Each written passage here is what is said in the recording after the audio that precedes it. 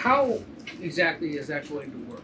You're getting it out of Venezuela into the United States? And then Yes, what? that's exactly right. So, as you know, Ed, as the president announced last night, this was the sanctioned oil that was basically just sitting in barrels, sitting on ships because of the effective quarantine of the United States of America. And the interim authorities have agreed to release that oil to the United States, so it will be arriving here at home very soon. The United States government has already begun marketing Venezuelan crude oil in the global marketplace for the benefit of the United States, engaged the world's leading commodity marketers, key banks to execute and provide financial support for these crude oil and product sales. All proceeds from the sale of Venezuelan crude oil and products will first settle in U.S. controlled accounts at globally recognized banks to guarantee the legitimacy and integrity of the ultimate distribution of proceeds, and those funds will be dispersed for the benefit of the American people and the Venezuelan people at the discretion of the United States government. When people hear we are controlling Venezuela's oil, they think it's just, politics. No, guys, it's the US saying out loud that we control the money now. All right. And multiple major outlets reported that the US government says that it has begun marketing Venezuelan oil and that the proceeds will settle first in US-controlled accounts at major international banks. There's also reporting describing a plan to sell tens of millions of barrels and control the proceeds as part of the US strategy in Venezuela. So if you strip away all the jargon, this is basically what this means, okay? Oil leaves Venezuela. Buyers pay for it. The money does not go to Venezuela. The money goes into accounts the US controls, and then basically the US decides how to use that money, okay? It's pretty crazy. That is also, by the way, not normal sanctioning. I don't even know if you can technically call that sanctioning. I think that's technically called an embargo. It's really interesting. It's really interesting. Okay. And that is definitely showing ownership behavior, right? I mean, so this is why this is so dangerous. Okay.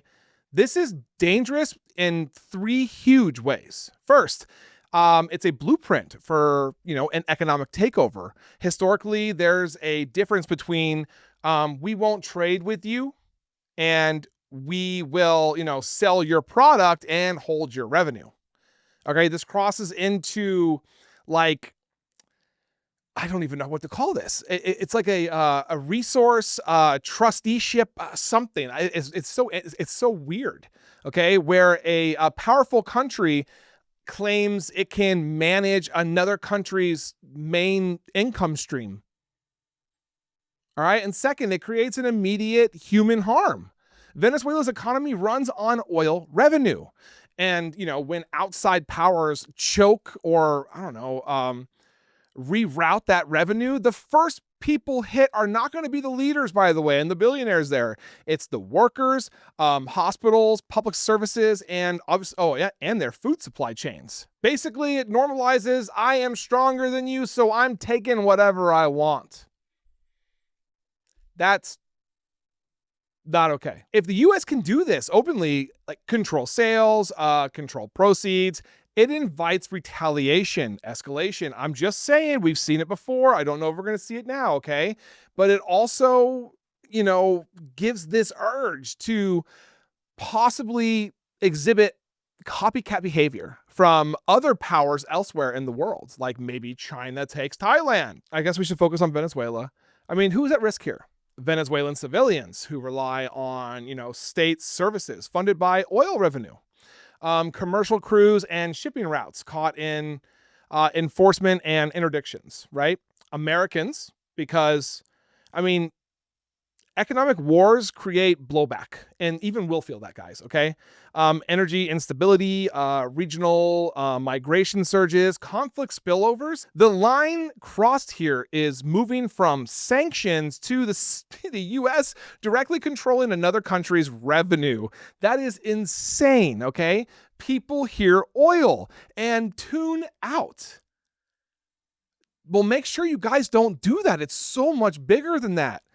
Oil is Venezuela's lifeline. And the US is saying we hold the lifeline now.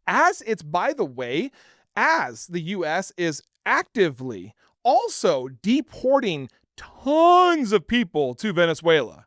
So let's cut their resources like crazy. Oh, and by the way, give them more mouths to feed. Yeah, 'cause that makes sense. I mean, that's a huge deal, guys. Come on. I mean, because once you normalize this, it becomes a tool that you can use again on basically anyone at any time. Thank you for watching. I am Jared Zisser, and this is Ring of Fire. Please like, comment, and subscribe, and turn on notifications to make sure you are informed about everything important in progressive politics today. And if you are looking for fact-based independent reporting all day, every day, follow me here on Instagram or here on Facebook. See you in the next video.